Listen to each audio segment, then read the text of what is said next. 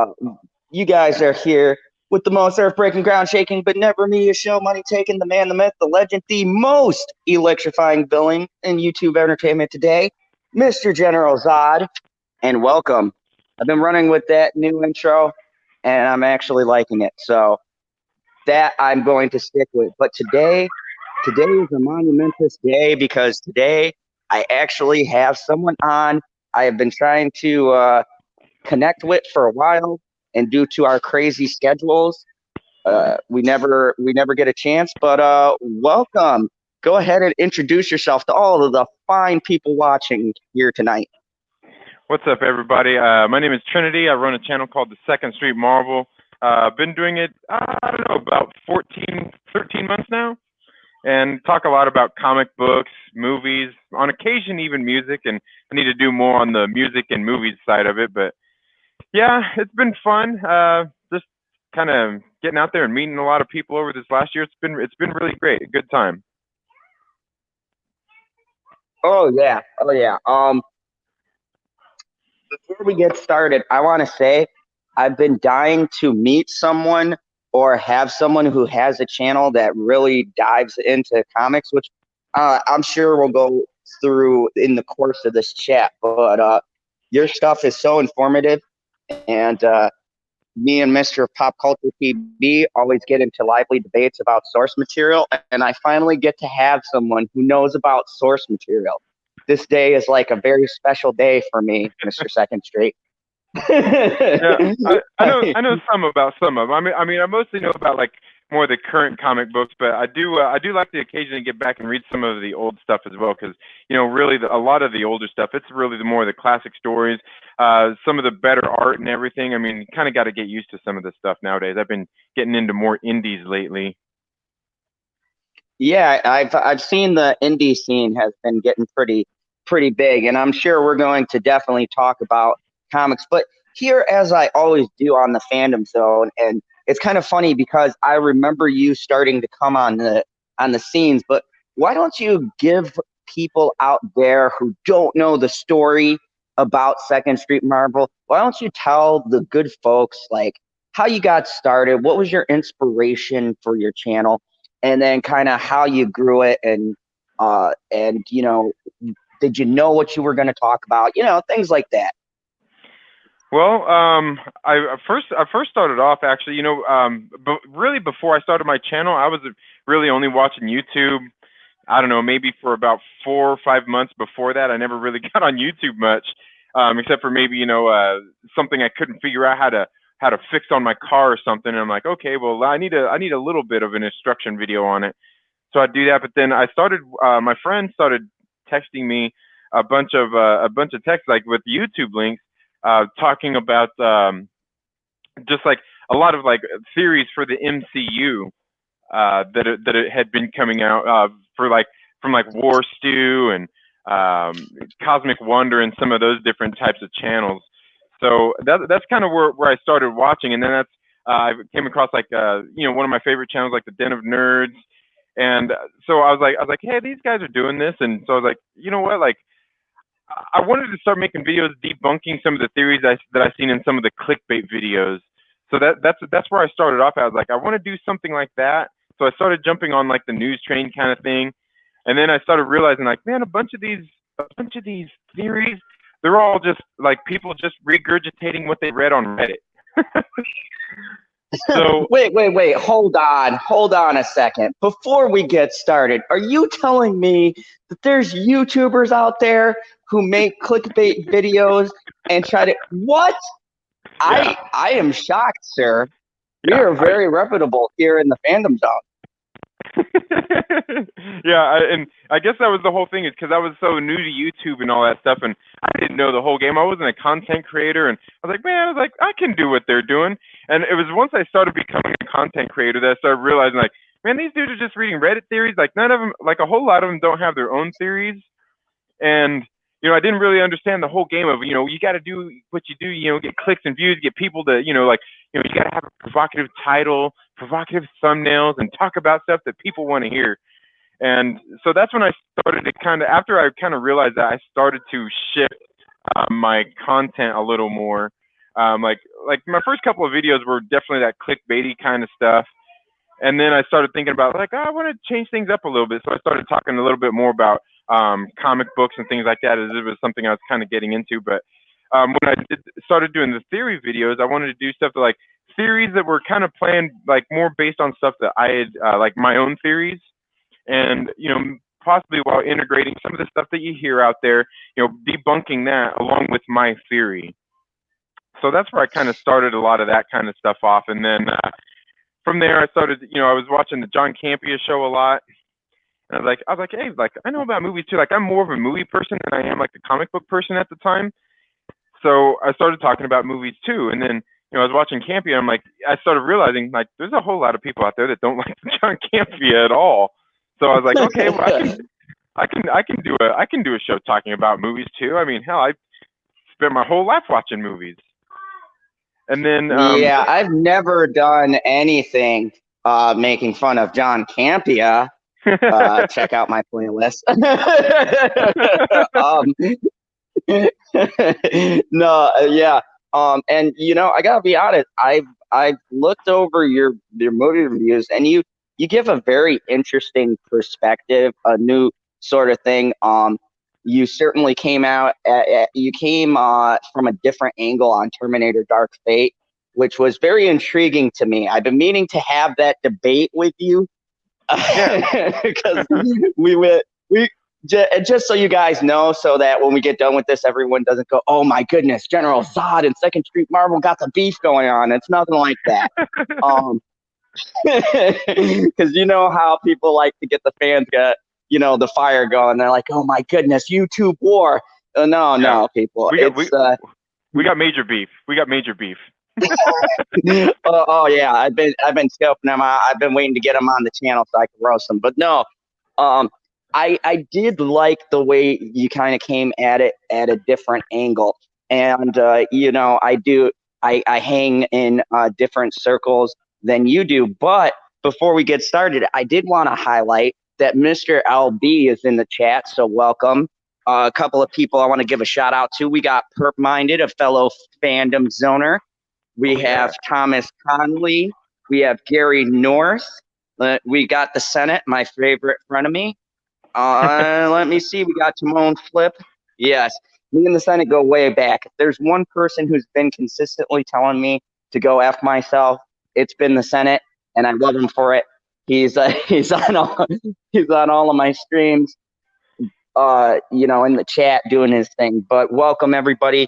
We have a good 8 people watching, just how I like it. Nice little small intimate crowd. But yeah, when you went at that movie and you gave your perspective, I'm not gonna lie, I was a little salty on your take, but I thought about it, and you know what? It's good to see someone who's got a fresh and different perspective, especially if I'm no different. If you're a fan of a franchise, you tend to come at someone a little bit harder than maybe someone who just enjoys a movie and they have a different perspective than you. Right. And, we all get caught in that trap where we're just like, oh my God, this is total garbage. What was the person thinking? Grab the pitchforks and the torches. Let's burn them at the stake, Yeah. So, let me ask you, when you approach things like reviews and things like that, do you ever fall into that thing where you do wind up getting agitated, especially in the new landscape that we're in? I'm sure you've heard about it, the way the media is and the way they come at certain franchises. Does anything really bug you? Because you seem very laid back and mellow. You don't ever seem to really get like on anyone that I've seen. Yeah, and I guess that's the thing is like one thing I like to do is I like to try to think about it from all different angles. You know what I mean? I like to try to think about it from different angles because we see like you said, like the media always seems to these days to try to spin things out of proportion or blow things up and just these different kinds of takes. And what's really sad is we're starting to see it out of even major publications, like places that are actually like reliable information where people are like more used to maybe this person should be working for We Got This Covered and not for the Hollywood Reporter or something like that, you know. Um, like I look at a lot of those kinds of things. I try to take in what I can, you know, and see all the different angles and things that people might have about it, and then plus then I think about my own biased opinion because that's the one thing I don't ultimately express in a lot of my videos, and what I usually just do in like the live streams or even in like the Trailer Park Live is that's when I'm a little more unfiltered, a little more uncensored, because like I feel like when I'm talking about a movie or something like that, I want to talk about good things, things I liked about it. And if it's one I didn't like, I'll talk about that stuff too. But I also don't want to take a movie and just continuously beat it up and, you know, make 20 videos about Captain Marvel just because, you know, because all the things that it did wrong, you know what I mean? And unfortunately, it seems like even the media has these days is really starting to play a part in that, perpetuating some of these issues going on out there in Hollywood. Because like the one thing I always realized growing up in probably through conversations with my parents too is like the media has always been kind of liberal. You know, it's just over these past few years, it's become more prevalent with social media and things like that, where people it's just in our faces 24 hours a day, so we notice it more than we used to. Um, Yeah, people forget. Like I don't know how old you are, but Zod has been around for a while, and people forget that in the '90s and things like that, this stuff was always there. I mhm. used to think that, I was a young tyke, and I used to just think that my dad was going off on one of his old the media is liberal thing. But it was because it was so subtle, it was so underlining that if you weren't really looking for it, you wouldn't catch it. I think the thing that people notice the most now is, like you said, how prevalent it is, how more they become more audacious in the way that they're presenting information. It used to be that a journalist might have felt a certain way, and you can catch little snide remarks in their pieces, but for the most part, they stayed in the center. Now it's just like whatever publication you work for, they just go, you know what, Jim or Tom, you just give your own honest view because, people have to listen to us. We're the media, we're big. People don't have to get frustrated. And I think that is what's frustrating. Like, I can deal with someone having their own position on something, maybe their own slant. I mean, let's be real. We all have, like you said, our personal bias. The thing that Right. annoys me is twisting it and then not exactly putting in all of the facts into what is supposed to be a professional opinion, not a personal opinion. And I think that is where we're seeing the line sort of blur today, is that there's a lot more personal opinion than there is actual factual, opinions or references or even sources. God, what the hell happened to sources or citing anything? Right. Yeah, yeah, it is getting kind of. I mean, I think it's just because the way the media is going. You know, everything's on the internet now. You know, print is dying. So now it's all about getting clicks, and you know, you got to do what you can to get those clicks. And even the major publications, and that's really the ultimate thing with like the technology is the fact that we all have access to it. We can all be on the spot, you know, with the news, with some news or anything going on out there, and expressing our opinion. I mean, it's there instantly.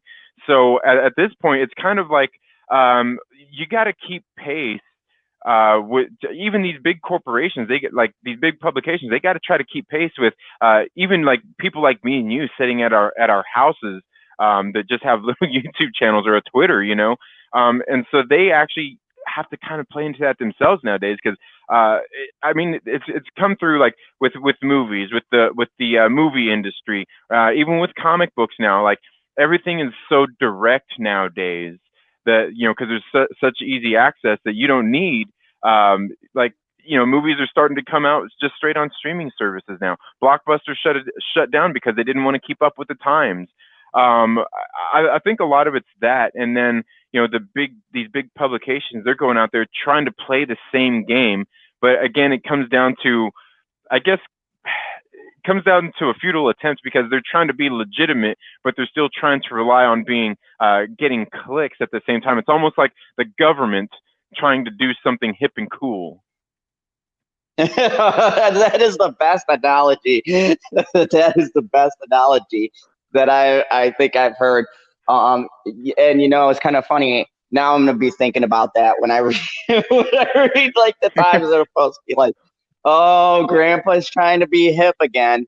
No, that's definitely a hilarious analogy there. And you know what?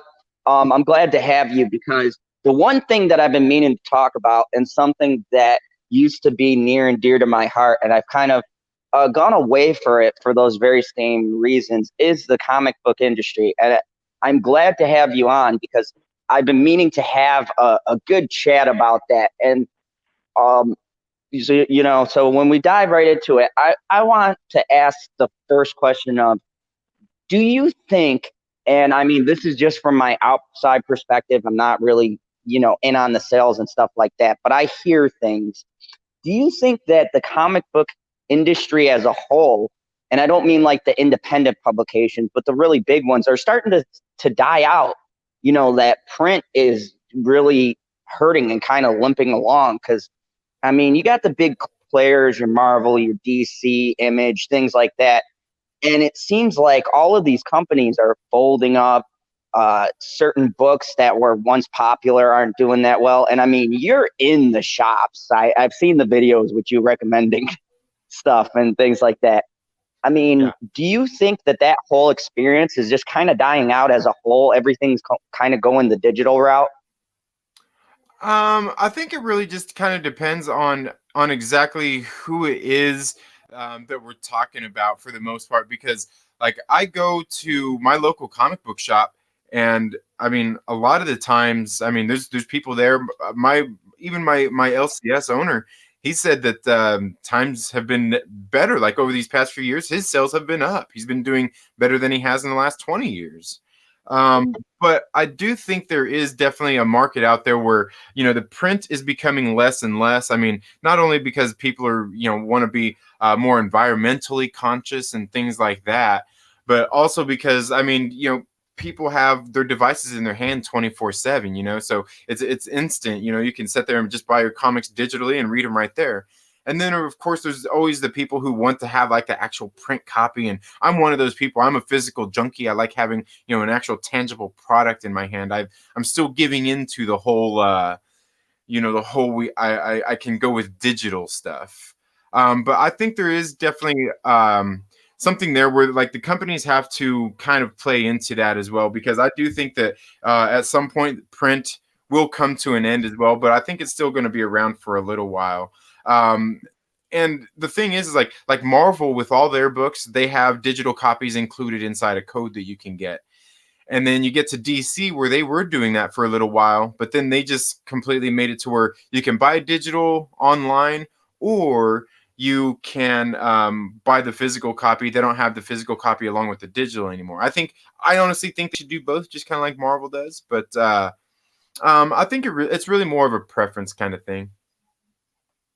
Yeah, and it's interesting because people and all you youngsters that might be watching, I think it's more that for me, and I could tell when you're doing your videos, right? It's the feeling you get being in a shop is so much more different than being on your computer.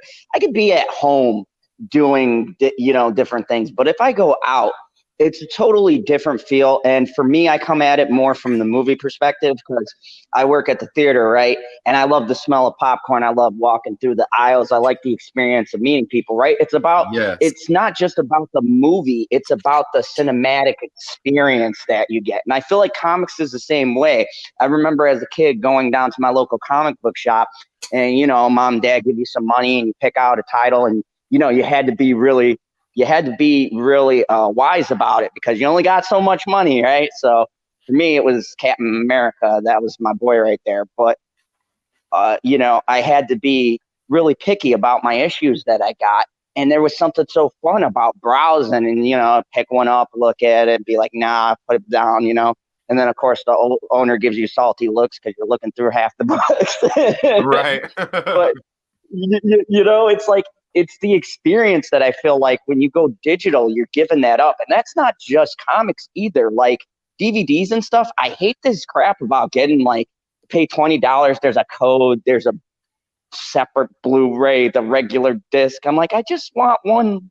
What happened to the good old days where they got like one disc in the cover and I could look at the cover, there's something about physical media that is more secure for me. I hate having to have everything on the computer, everything, out in the ether. It doesn't feel as secure as having it in your hand. Right. Yeah, and what's funny is like I read some of the comic books I read. I mean, they kind of talk about that exact same kind of thing through different story arcs and things like that. Like with what's going on in the X-Men right now, they're kind of playing on a lot of those same kind of things, those same kind of premises where they have like this digital virus out there called APOF that people can download into their head just by little common components that you could find at your house, and making it's like this digital drug and just all these different kinds of things. And I think that's kind of what it is. I mean, for me, I feel the same way. Like a lot of these things, like it's an experience. Like you said, like the movies, like I like to go to the theater. I like to be there. I like to be there on time. I like to watch all the trailers, have the, like you said, the popcorn, the other people around. Like, when we went to see Avengers Endgame at the theater, I seen it 4 times opening weekend, but like you could feel the electricity in the air. People were excited, it was like an event. And you don't get that just by streaming it at home. You're just like, hey, I'm streaming this at home. I can pause it. I can go take a poop if I need to. I can do whatever you need to do. It's just a much different experience. Yeah, and I say that, and God, I'm gonna date myself here, but I say that to the younger crowd when they're like, or the biggest thing that annoys me, and I'm pretty sure that you've come across this, right? You go to the theater, you get your popcorn, you take your seat, and you see like 15 cell phones. And I'm like, why do you pay? Like, you're looking at like $10 now to pay for a ticket, and I'm being like very economic.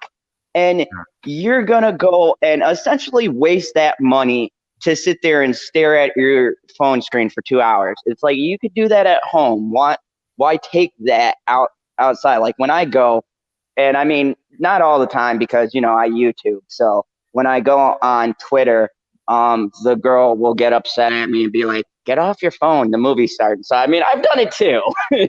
But I mean, and that's just, it kind of speaks to the age because that is kind of where we're at as far as technology goes, that sometimes you find yourself doing the same thing over at the theater and you're like, oh my goodness, I'm falling in the same chat. But I've always found it like crazy. Like you said, though, Endgame was one of those big ones where like I didn't see any phones. Yeah, I swear someone would have gotten murdered in my theater had they clicked on a device of some kind.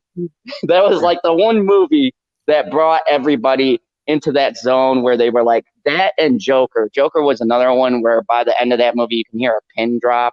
Like everyone was silent, no one was saying anything. There wasn't a device going on anywhere. Yeah, agreed. Yeah, and that's the thing. Like me, I'm that dude. Like if I'm in the theater and I see somebody doing that shit, like man, I'm the dude that'll say something. Like I'll be like, dude, you need to put that thing away.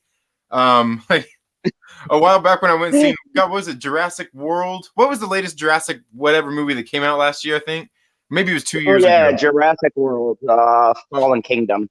Yeah, that one. I went and seen that at the theater and had quite an experience because I just broke my collarbone. I was bandaged up. I was pretty damaged, but I was healing. It was all good. It was post-surgery, but I went there. I sat down to watch this movie, and I go sit down as I was walking through the aisle, and this lady is there with their family, and like you pre-buy your seats and everything anyway. Like you got to pick your seat and everything.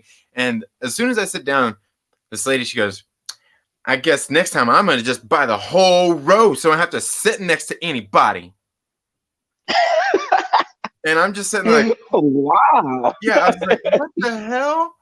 So next thing you know, like throughout the whole trailers and everything coming into the movie, like they were sitting there talking it up, just going back and forth, you know, her and her husband and whoever else she had there with her, they were talking it up. And I'm like, oh man, this is gonna get old. Like, hopefully it'll stop during the movie. I was like, it'll stop during the movie, just like people with their cell phones. Once the movie comes on, they'll put it away. All be good. Well, it wasn't.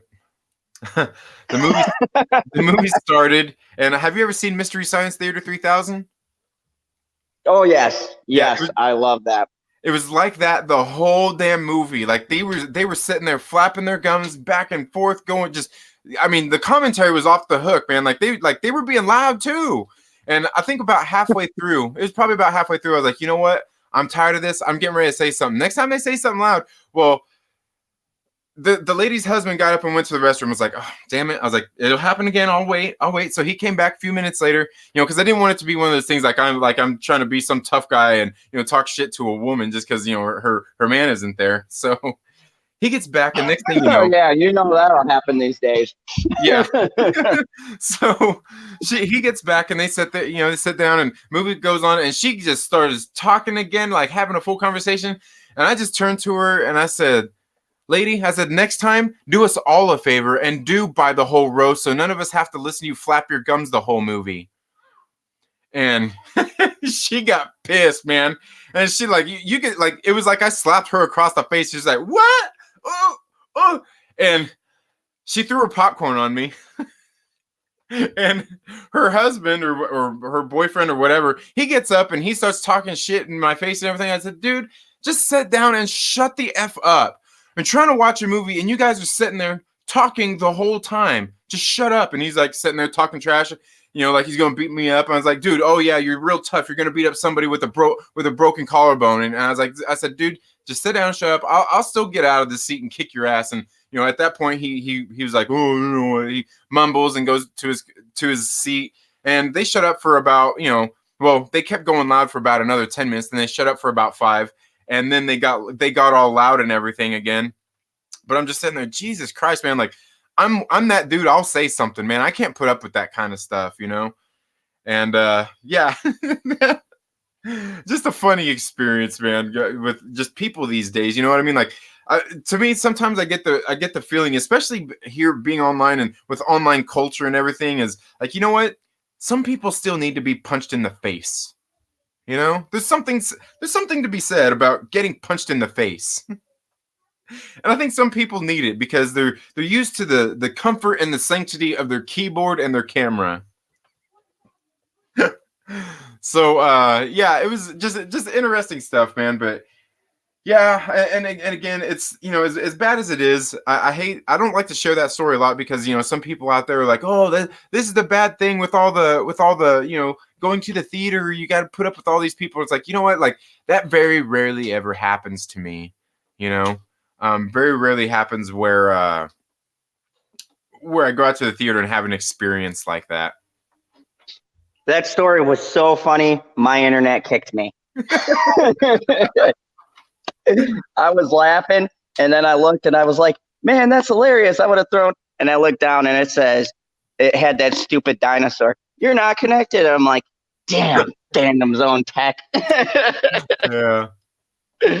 But no, man, like you have patience of a snake, because that would have been a full out theater brawl. I mean, I don't have that kind of patience. Like when I go in, the highlight of my night is if I get to kick out kids, because I feel like I'm getting revenge for all those years I ever got kicked out of the theater. And I'm like, yes, I get to be the man. oh, you're power tripping, huh? oh, yes, without a doubt. They're like, whenever, it's amazing. I'll tell you a funny story. I was at the theater and I was off. And these kids came up to me, or these kids who work there came up to me, and they're like, oh, thank goodness you're here. They're like, we got some unruly teenagers. Can you kick them out? I'm like, man, I'm in another movie. I don't even have my stuff on. It's just going to be some random guy who's going to go over there and kick them out of the theater. They're like, yeah, but we don't want to do it. I go, just go in there with your flashlight, look kind of intimidating, and say you have to leave. It's not really that hard. Yeah, I said, this should be the funnest part of your job. I know you've gotten kicked out a bunch of times. Now you get to do the same thing. You guys look at the bright side. Yeah, act like Craig's paw. Like I grab a dog and I choke him and I just kick the shit out of him all day. My foot up a dog, that's all day. Just bang, bang, bang. That's my pleasure. Oh, so we got off on a tangent there, but so swing it back around to the comic book side of things. What is your newest favorite titles out? What are you looking for these days in comics? For the most part, I've really been getting on indie comic books. The big two are fine, but like they've got all the superheroes for the most part. Marvel and DC, they have all the superheroes, and that's cool. That's all fine and dandy. I mean, if you want superheroes, that's where you're gonna go. You're gonna go to Marvel. You're gonna go to DC. And these days, like I'm not sure how long they've been around. I mean, obviously, it seems like it's been easily through the whole 2000s as Valiant Comics. They've kind of been building out their world as well. And I haven't really read a whole lot of them, but those are really good. But once I started it, like I went down the indie rabbit hole, and I went in head first, man. Like I got one book, and I was like, "Ooh, this is a good book." Next thing you know, I'm buying another book and another book because like one of them was cyberpunk. It was this book called Neon Future, which is published by Impact Theory Comics, and they're not a comic book publisher. Like they started doing comic books, but they're like a company where they try to help people. They want to help people improve their lives, like motivation and just different things like that. Tom Billy, who has a channel here on YouTube, is really cool. But and it was a cyberpunk tale. It's kind of like the Matrix meets Blade Runner, I guess, something like that. And it was really cool, and I got into that, and then next thing you know, I bought another indie and another indie. Next thing you know, I'm reading horror titles, and like I'm not a big horror person. Now I'm full blown horror. I love a good horror comic book. So I found some different publishers out there that make some great horror titles. Like Image Comics has plenty of good variety out there, but like Vault Comics lately, they've been around since I think 2017, so really only a couple of years. They've got some great horror titles. And then Aftershock Comics, another small publisher that I found, they've been around since I think 2016. And they put out some really great horror titles too. And that's kind of what I've been looking at a little bit more, because I find that when it comes to the horror comics, or just the small press publishers, the one thing that I've noticed that I like more out of them than we get out of the big two is I think the one thing that's wrong with the big two is you got writers here who are writing their own stories. They're having to come up with a good plot. They're having to write good characters. They're having to flesh out a whole world instead of taking over pre-existing characters and doing what they want with them, and changing things up and stuff like that, which is, definitely a source of contention with a lot of people that a lot of people out there don't like, is seeing these classic heroes changed that we've grown up with. And which is odd because it's something that's kind of seemed to happen in the comic books for a long time. But I guess it's slow and subtle as opposed to just ripping the Band-Aid off. But Yeah, and it's funny you should mention that, because this is a thing that we face in fandoms. And I honestly, first off, thank you everybody who watched my Picard review. Why I bring that up was because I did a review on Picard, and I'm not a Trekkie per se, but I do know enough about Star Trek to talk about it. Like I've been following it since the William Shatner days, and I've done I guess the unforgivable sin is I don't mind the J.J. Abrams version. If you guys know Miss Sarcastic Nerd, I'm pretty sure she's out lurking somewhere to take me out because I said it. Well, I thought it was a good movie. So you get those fans that are like, oh no, Gene Roddenberry created this world, and they're pissing all over it. I'm like, whoa, guys, whoa. First and foremost, it's a show, right? Just like with comic books, it's nothing new. We see characters evolve and change. It's just nowadays, and that's the problem to me, at least with Marvel and DC, is their characters are so firmly established, they're so rooted in our culture that it's hard for a new writer to go, you know what, I got new ideas. I want to take the character in this direction, but then they look and they go, well, they have this storyline here, this here. And like you said, someone changes something a little bit, it's like World War III with the fans. They are so pissed. Right. And it's like you have to also remember too, it's that things have to change and evolve for a new character. And I also think too that I mean I mean you're more versed than me, but from what I've seen, the stories in general from the big two are kind of meh. Because I'm more of a story guy, and Hmm. I've noticed that story wise, they've become kind of some of them convoluted, a little like recycled. Some stuff, doesn't jive very well. Just taking the story and putting it chronologically, it's like, So I think that's another reason too, is that you can start a new character, but you got to have a good story. You got to have a good foundation. I know Batman did an awesome. I think it was called like White Knight was the last one I read, and that Hmm. one was really good, like really, really good. Yeah. Yeah, and yeah, I think that is a big thing though. I mean, because like like when it comes down to that, it's a good and a bad thing. Like it's great that you have fans that are that passionate about a character and about a book. Like that's absolutely great. But I think we as fans, a lot of times we put expectations on things, and things always have to meet those expectations at the same time too. Like one of the things that got me back into reading comic books was, I mean, for one, it was the MCU got me back into reading comic books, but two, it was Captain America. And I remembered reading that story, an article about how Captain America went Hydra, and everybody was pissed off, because like that's not Captain America. He would never do that.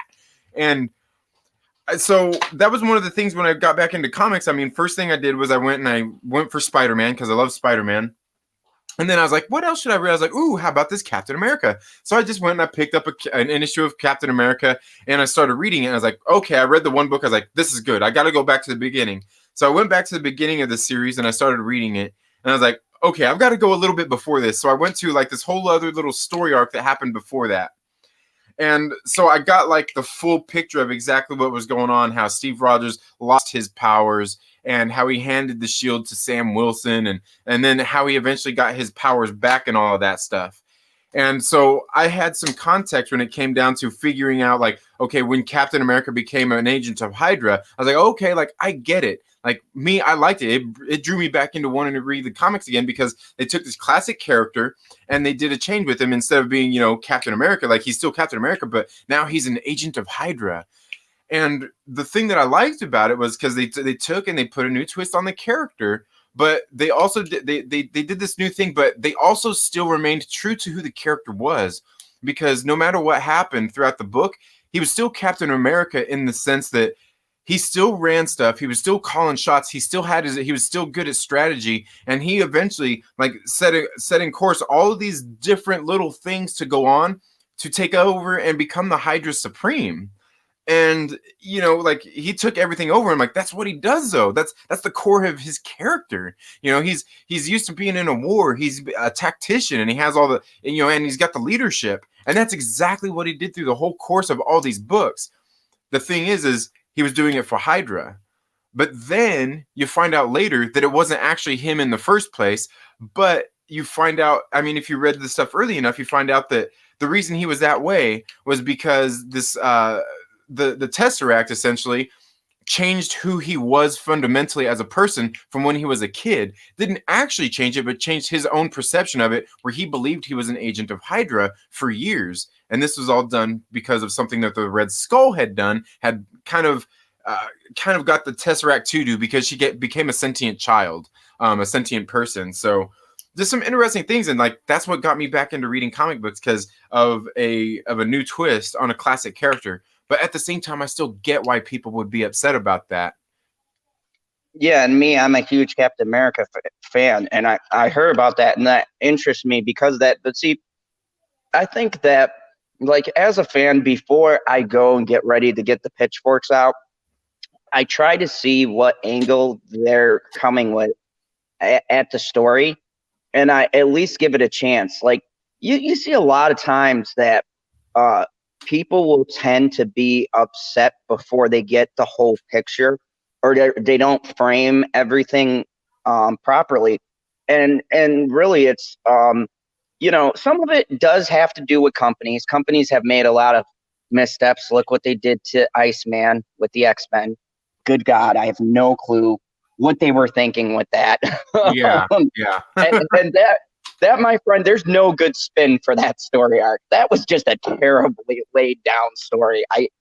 I don't think they thought people would get as pissy as they did. Even me, I was like changing a character's orientation, that doesn't make sense to the story. So Right. There's then no that reason to do just it. comes off.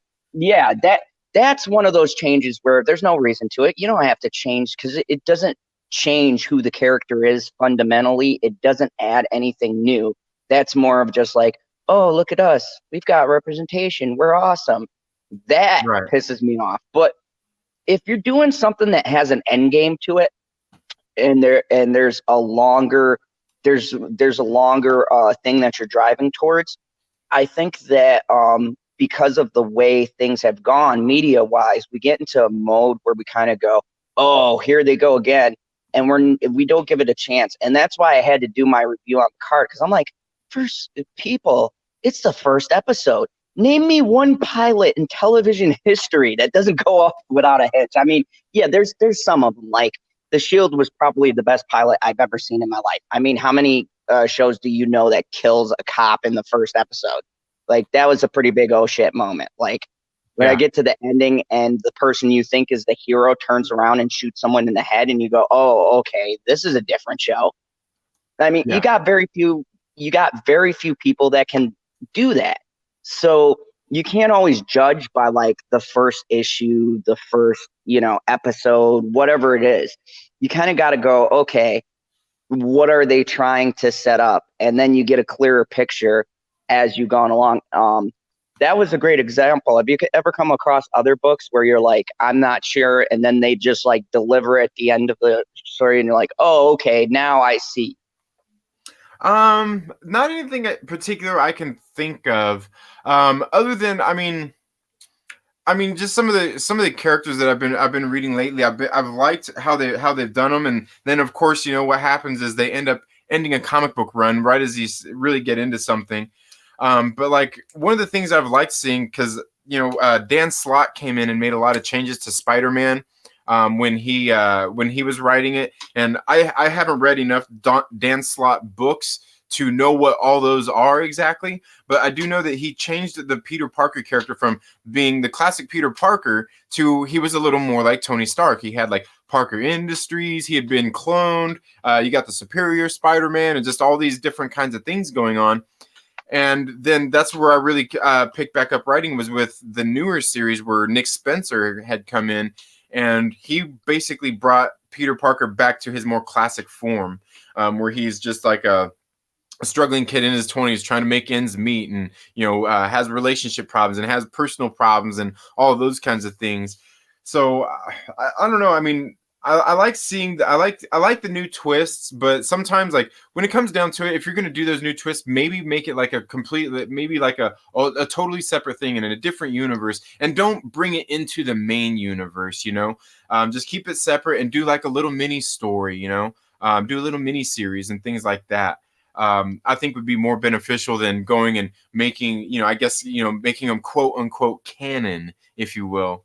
Because I think that's largely where a lot of the bad things come from, is by changing the classic characters from what they were for no reason. Like if there was reason behind it, like you're saying with the Iceman thing, even, I mean, there could be reasons for wanting to do that, but just for representation's sake or anything like that, or to check a box, I mean, you can just go out and write.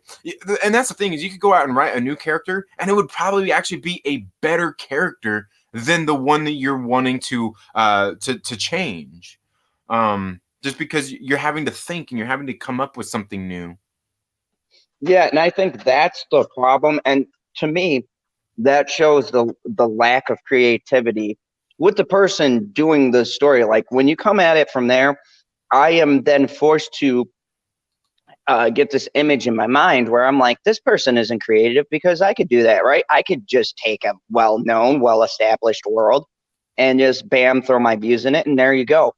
But what is tougher is to create something and build a whole entire world around that person. And I mean, it's been done all, that's the thing that I guess really gets me testy about the situation is, uh, with a lot of these stories, they present it like it's new and that like the struggle is real and we're going through it now, but we're really not.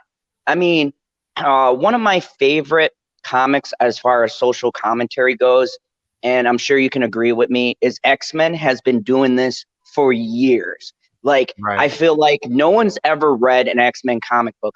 You go back in time and read X-Men, how much things do they talk about classes and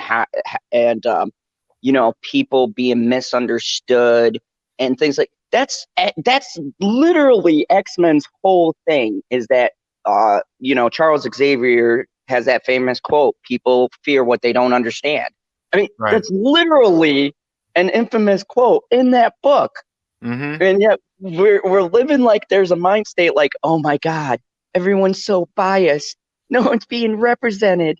And it's like, no, it's been there. I mean, we went through this in the 90s. We had a renaissance of these ideas from people who did it a hell of a lot more creatively than what we Right. got now. And I think that's what it is.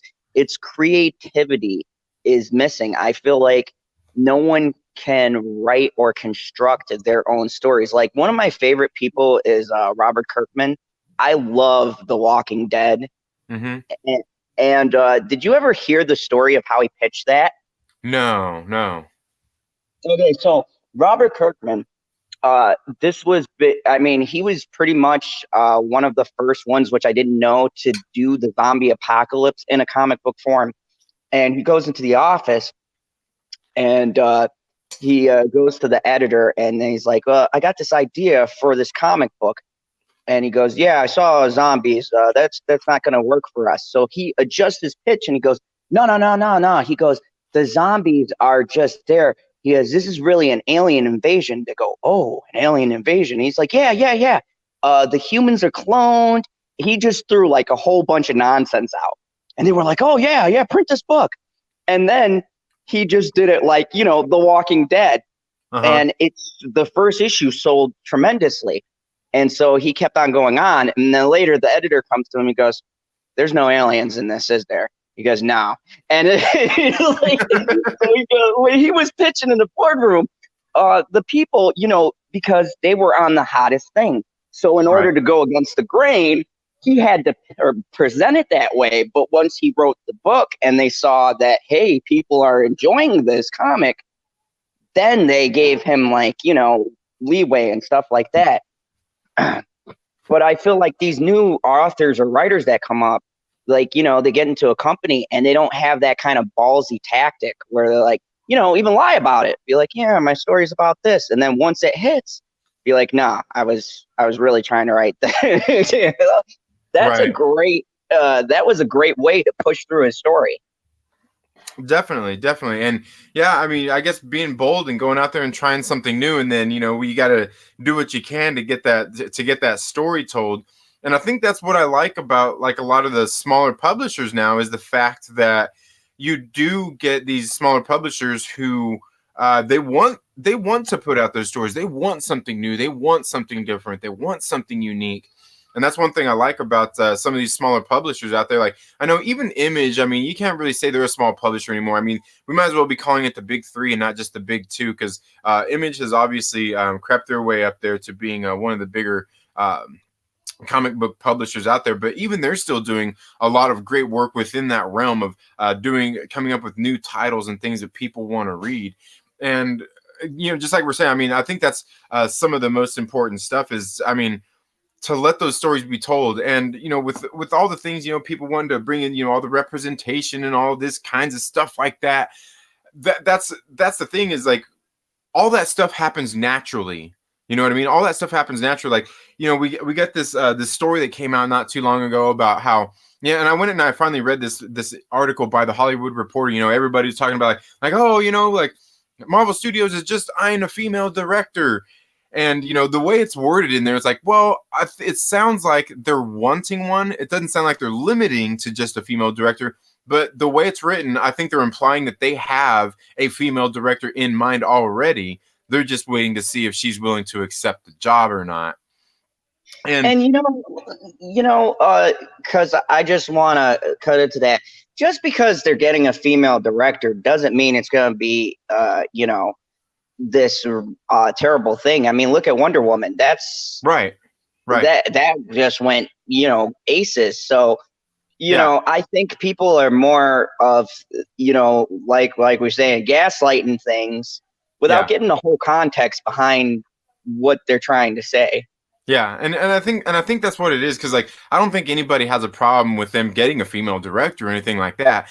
The issue comes with, because the way the article's written, or the way people understand and comprehend it, is that they're thinking that Marvel Studios is looking just for a female director, which that is just wrong, because I mean you need to hire the best person for the job, no matter what their race, color, sex, anything like that. None of that matters. You just need the best person for the job. And I mean, by way of keeping your options open to what filmmakers there are, what writers there are, what actors there are, representation happens on its own. You know what I mean? It happens on its own. It's not something that you have to push for, because there are people out there who are coming up in the filmmaking world, and comic book writing, and just script writing, and all these different things, who are of different walks of life, because they were inspired by somebody else, and they want to have their shot. So they went out there and they put in work, and they're doing it, and eventually they will get noticed. So I think a lot of those things just happen naturally. It's just it's a bad look when you read articles like that, to which has no real basis of. We haven't heard of anybody from Marvel Studios actually say they were just looking for a female director. We just got people out there in the media, and that's the thing, is the media out there saying, "Oh, they're looking for a female director." And like I said, for me, I think it's more that they already have one in mind, not that they're just looking for one. But of course, naturally, I mean, we're content creators. What do you got to do? You got to make that provocative headline. You got to make that provocative thumbnail and title. It's got, you got to draw people in and perpetuate it. So, let's get a little edgy here in the fandom zone, so I can get my own clickbaits. Let's get provocative. What do you think about these bigger channels that do that tend to go towards that route? Do you find yourself being wanting to say something back or something like that? Because, like, I don't have a problem with that per se, but I do have a problem when we kind of get to where, like, the media, and we're jumping on stuff every 5 minutes. Like, today I'm using Picard as an example because, my God, Second Street, I don't know if you've seen the YouTube feed, but like I've seen like 15 videos go up, and I never do reviews on a show right away unless it's Power. Check out Power this Sunday with me, Perp, and Comics Chat. Shameless plug. But I never really go episode by episode of a show unless it's something that grabs me. I did it for The Mandalorian. I'm doing it for Power, and then I saw all of this like pushback on Picard, and then I'm like, there's 15 videos up, and I'm like, guys, we're not past episode 1. I mean, I know you guys don't like Akiva Goldstain, or you don't like these guys, but I'm like, let's give it a chance to either take off or fail. You can't just like have one episode come out for 45 minutes and be like, it's going down in flames. My God, the franchise is done. Like, Jesus Christ. Yeah, I think that's funny. I mean, because like obviously, I mean, there's when you're a content creator, you've got to give into things like that anyway. Which, like, for somebody like me, it's hard to, because like I don't want to lose my integrity in that fashion. You know what I mean? Like when I talk about something, I want to talk about it for real. I don't want to be clickbaiting people into stuff, though. That's something that we have to give into. We have to play into that, especially the bigger channels, because the bigger channels, like, more than likely, there are people out there doing this for their job. So they need those clicks. They need those views. They need that so they can make money and generate their income, which, that's the one thing I'll say. I mean, you're putting your integrity on the line if that's what you're all after. If you're just wanting those clicks and those views for perpetuating the hate, eventually at some point, you're going to become a slave to it, And that's why I think for me, honesty is always the best policy when it comes to those kinds of things. You don't have to be, just be genuine. And you can give into it a little bit, but to go so far as to, make 20 videos about it and, all these different things that people do, like, I ain't gonna knock nobody's hustle, man. You do what you got to do. Hey, man, like that's cool. Like, and that's the thing is like a lot of these channels, like they know they're doing it and they play into it. And hey, man, good on if they get the viewers and they're doing all that stuff. Hey, I'm not gonna knock that hustle. I'm not willing to do that. You know what I mean? Like I'm happy with my 1,100 subscribers and not growing to 100,000 in the matter of a year, 2 years, because I came out and I ended up running with one thing and I had to keep running with it and picking that up over and over and over. Um, like so, but I mean, at the same time, I don't worry about, like, I know there's other people out there who worry too much about other people's content. You know what I mean? And like, I'm not worried about that. Like what other people do on their channels, I'm not worried about. Occasionally, I might have something to say about it. Like I've got a video that I'm getting ready to shoot here in a little while.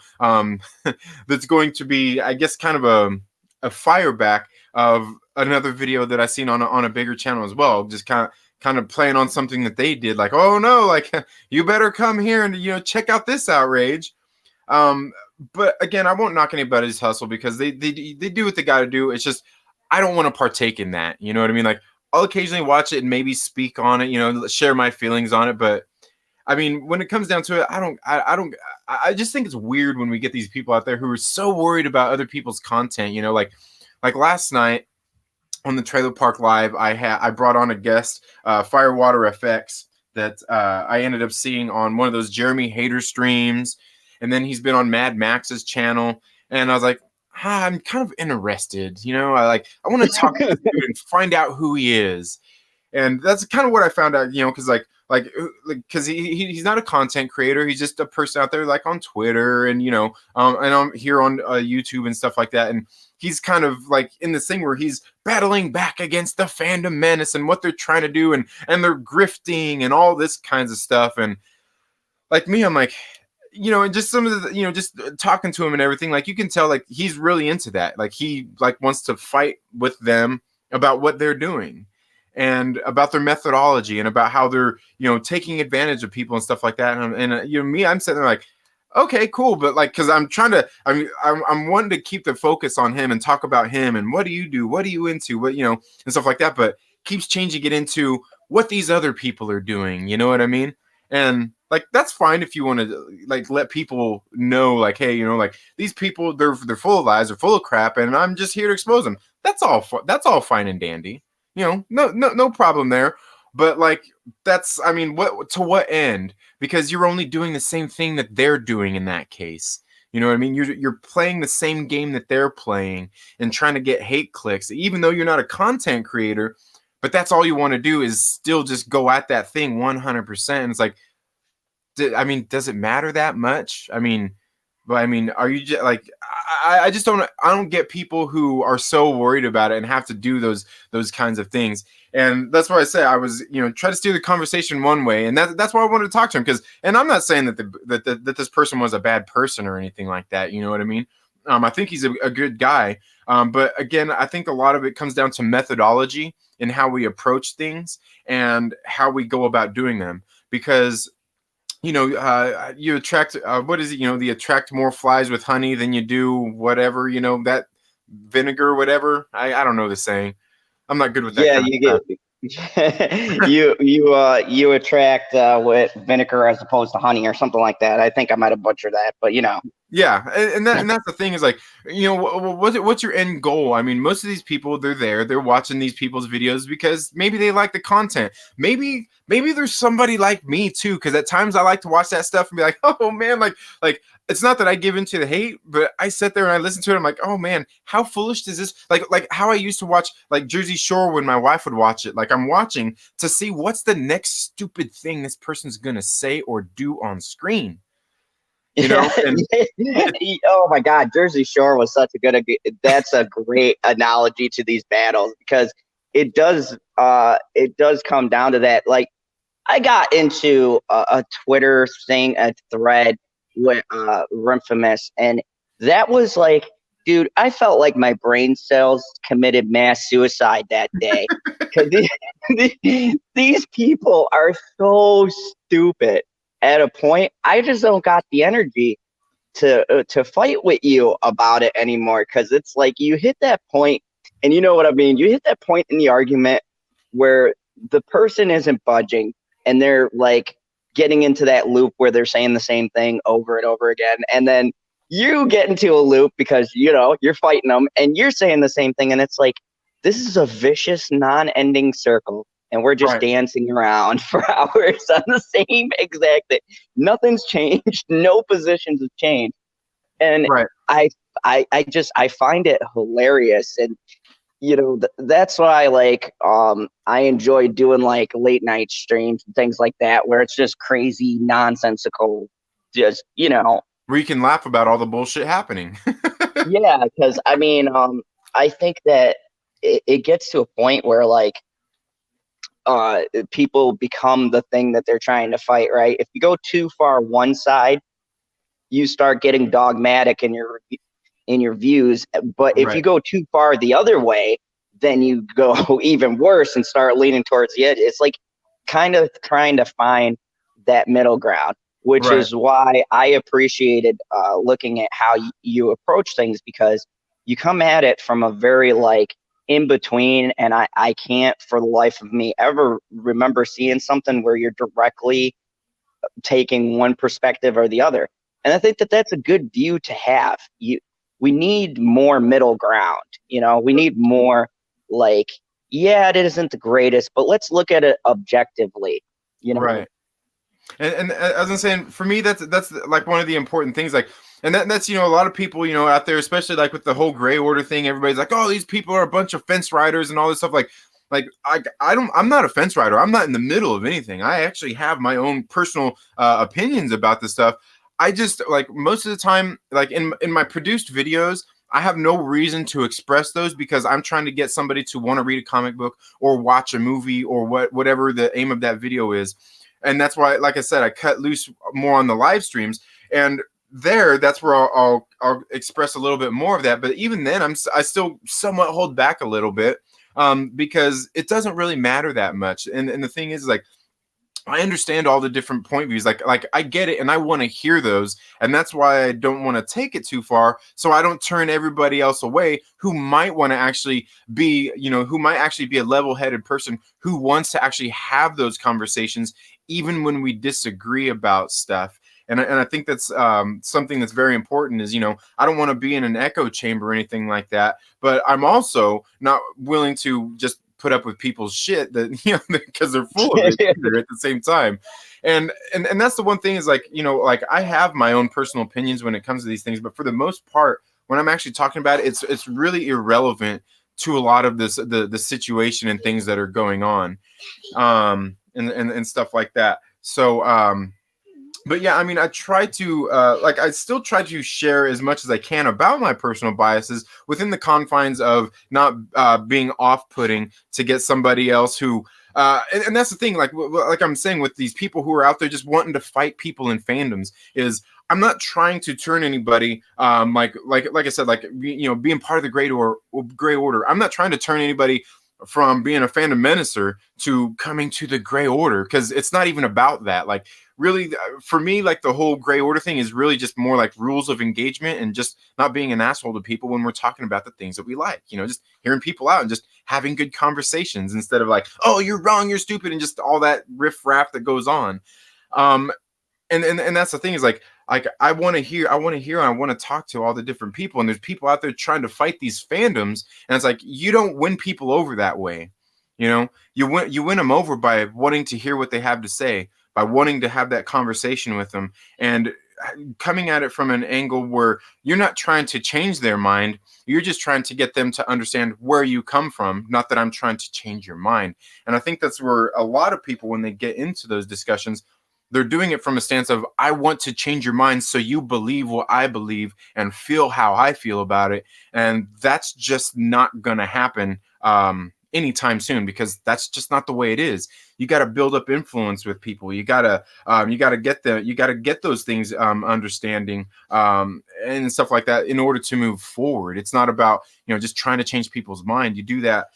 You do that you do that by being like, what, like, by setting the example, I guess, more than anything, by setting the example of what you want to see in the world, or even within our fandoms. You got to set that example out there for other people to see and people to follow. And certainly, by all means, I mean, none of us are perfect. And the thing is when we're not perfect, when we do slip up, when we do something that's wrong, be willing to step up about that and admit it. You don't have to do a whole video on this stuff, but like, be able to admit, like, okay, like, I was wrong here. Hey, it happens. And, because we all mess up from time to time, we all make mistakes. And oh yeah, I I'm think a waiting lot of for people the forget about apology that. from you about your review on Dark Fate. I haven't heard it yet, but I'm hoping by the end of this interview, I'm gonna get that apology, because Dark Fate is terrible, and I feel like the company should have gave me money for watching that. You didn't pay to see it, did you? Oh, come on. You know what? That is a low blow, sir. That's a low blow. I still paid time. I'll never get that 2 hours back. No, like, for me, when it comes to the Dark Fate thing, like, for me, and like, it was Pop Culture PB who was kind of bringing that thing up. Like, where I was upset, like, with what he was saying, was like the fact that he's talking about it having not seen the movie. To me, I can't take somebody else's like, I can't accept your opinion if you haven't seen something, for one. Like, because to me, you're just uninformed and you don't know about it. Now, sure, you've probably heard, all these other people that you agree with, and that you probably see eye to eye with, for the most part, saying the exact same things and agreeing on all those exact same things. But that doesn't mean that you agree. I mean, maybe there's something in it that you might like, that's different from what these other people. I mean, because the one thing I've been saying a lot lately is, just because we like something, we agree on, like, maybe, like the Joker movie. Maybe we both love that movie, but maybe we love it for different things. And maybe the things that you like about the movie are the things I don't like about the movie. And things like that. And like, because like, I know, like, one of the things with the Terminator Dark Fate thing, like, one of the things I think was like good about it was kind of what they did in the beginning, where a lot of people had the problem with, where they kind of shit away all of these all basically everything that came after the first one, or second one, I guess. It essentially flushed all that away. But my thing is like, it kind of doesn't, though, because you're playing with time and time manipulation here and everything. So it's still a possible future. And and I think that's the same thing that goes with a lot of movies. We see people talking about them, and they're like, oh, well, this is a plot hole, or that's a plot hole, and these kinds of things. And it's like, is it a plot hole? I mean, or is it just something we want fulfilled? Or is it maybe just something that they wanted to leave a narrative thread open, so where they maybe have a possibility to come back and do a new movie later, or something that they can use to hang on to later and be like, okay, well, we did this, remember? Like, oh, yeah, we can play on that. And those kinds of things, especially when you're, like I said, meddling with time. Because I mean, the time meddling kind of messes up kind of everything, essentially. So once you get people messing with time, really all the rules are out the window, and you can kind of do whatever. This is the thing that just agitates me, and I'm not even going to hold Terminator to this. It's just using the time manipulation in general feels like the new reset button for everything.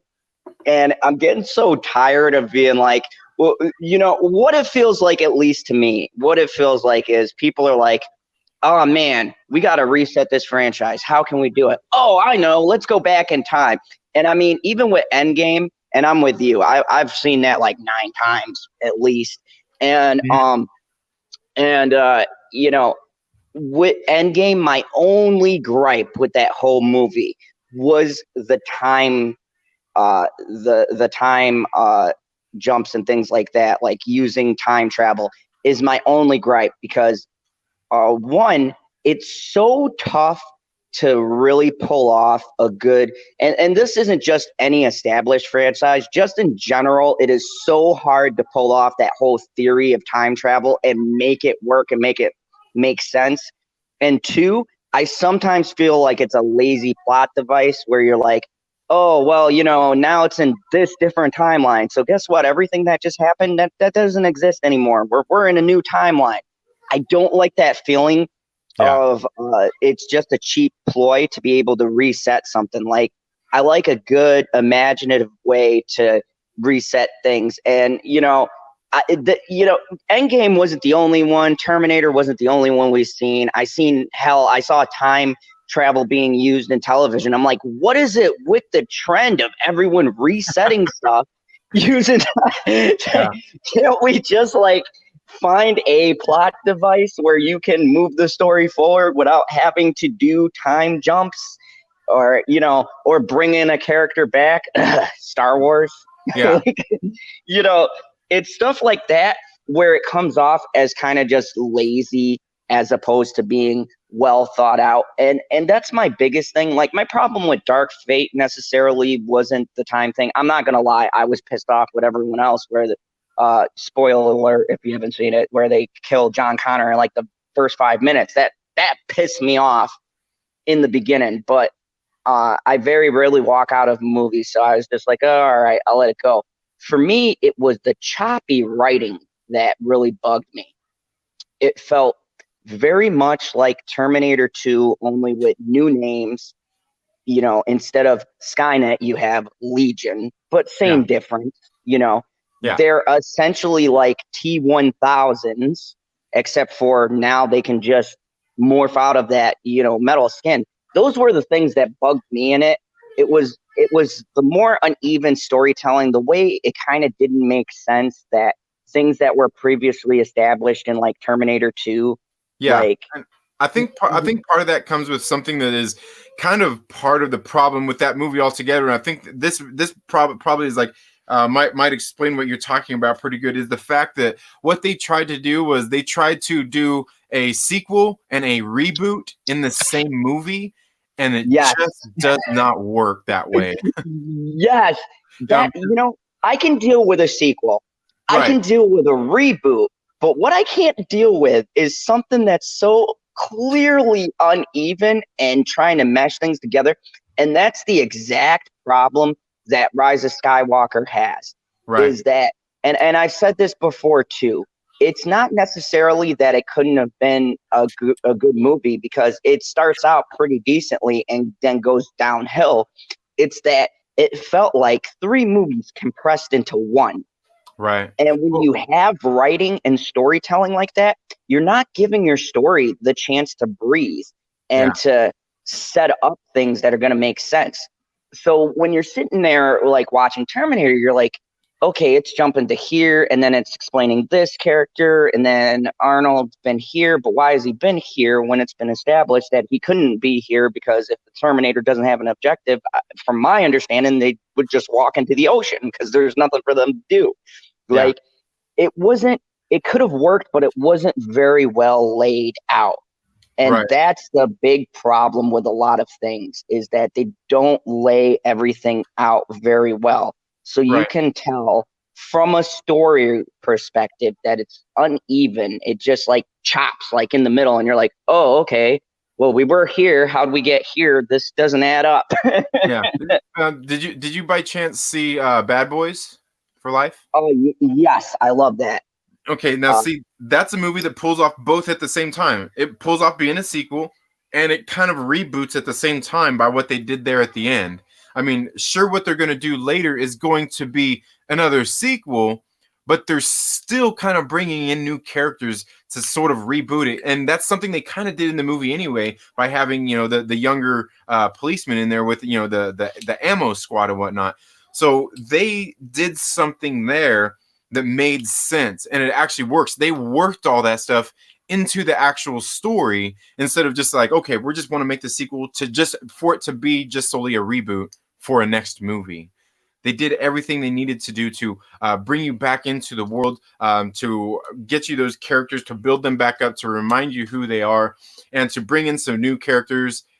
and then set it off on for future tangents at the same time.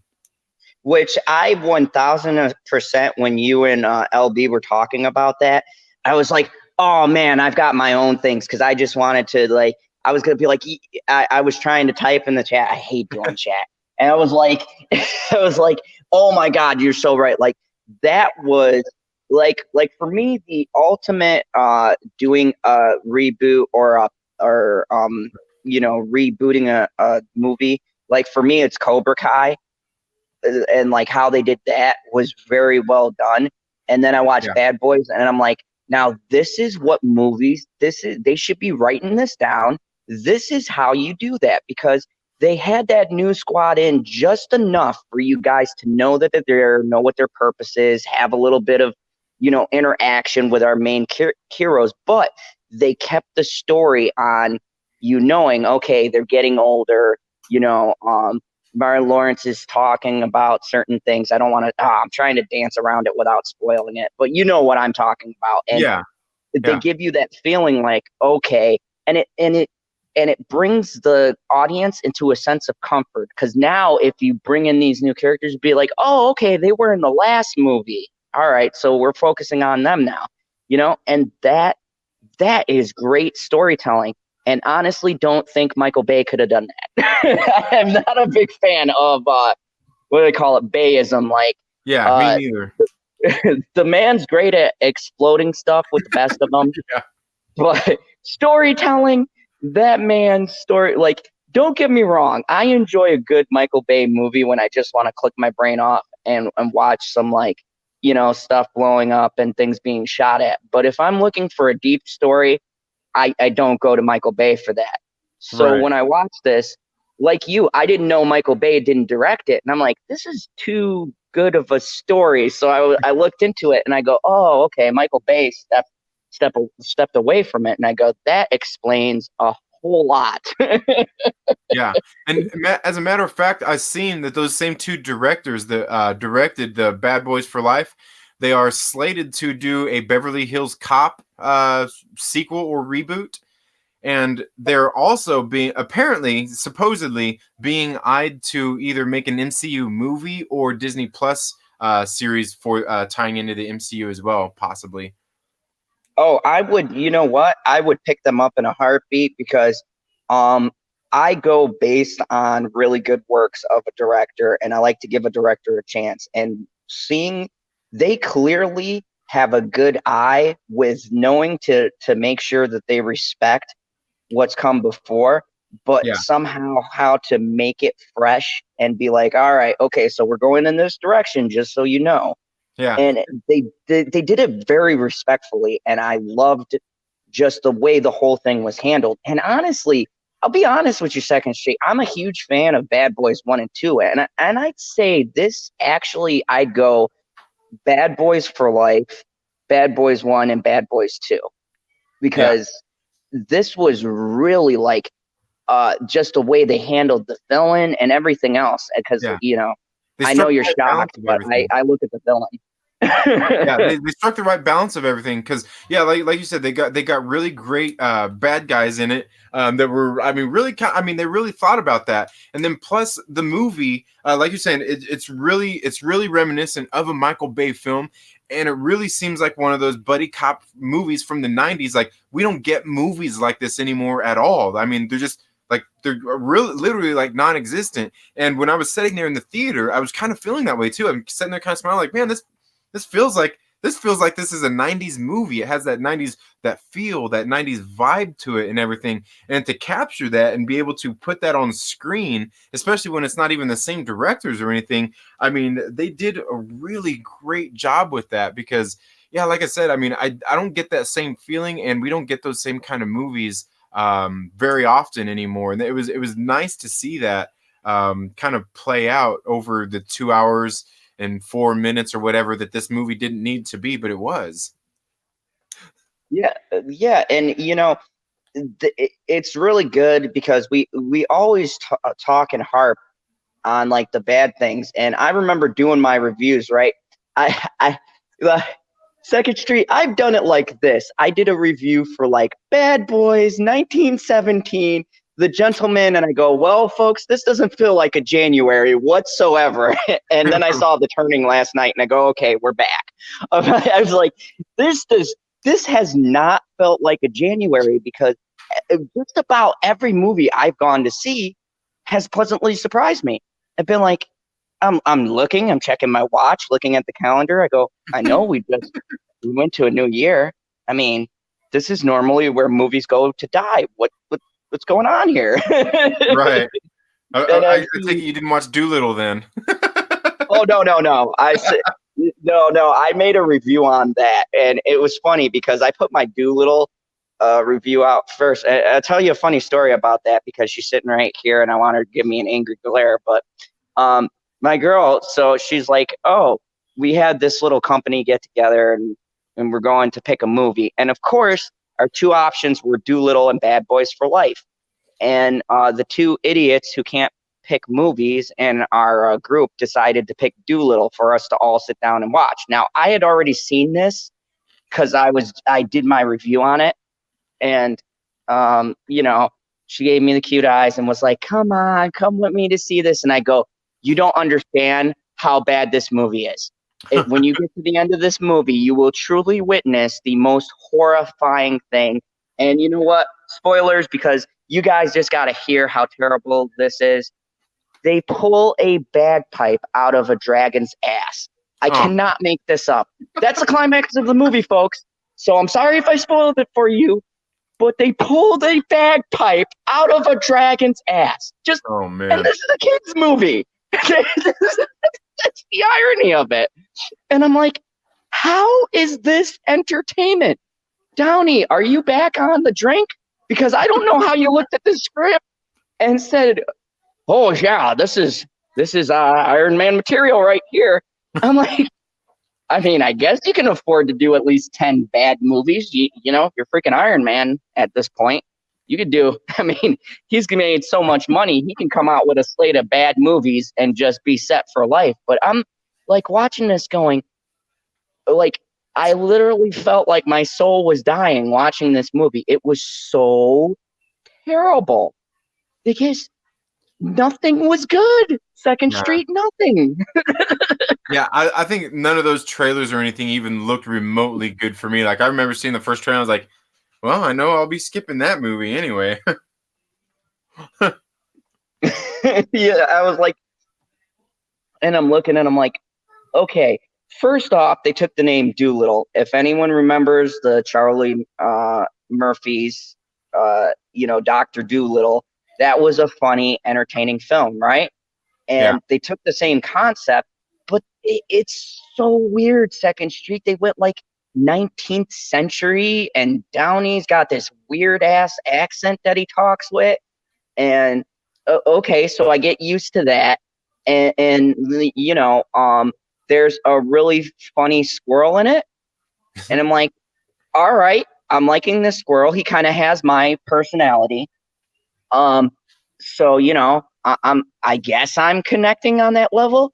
And then I'm just going through and I'm like sitting there. You know how you go to see a terrible movie and you're looking at your watch and you start sighing and you're like, And I'm looking at my girlfriend. I'm like, you owe me so much. She's laughing right now. I'm like, you owe me so much for dragging me to this movie a second time. Like, this was the most horrid experience that I have ever gone through. And I've seen some pretty horrible movies. Yeah. Like, the only other movie that I'd say was worse than this was Black Christmas. That movie was like agenda politics that was claiming to be a movie. That's it.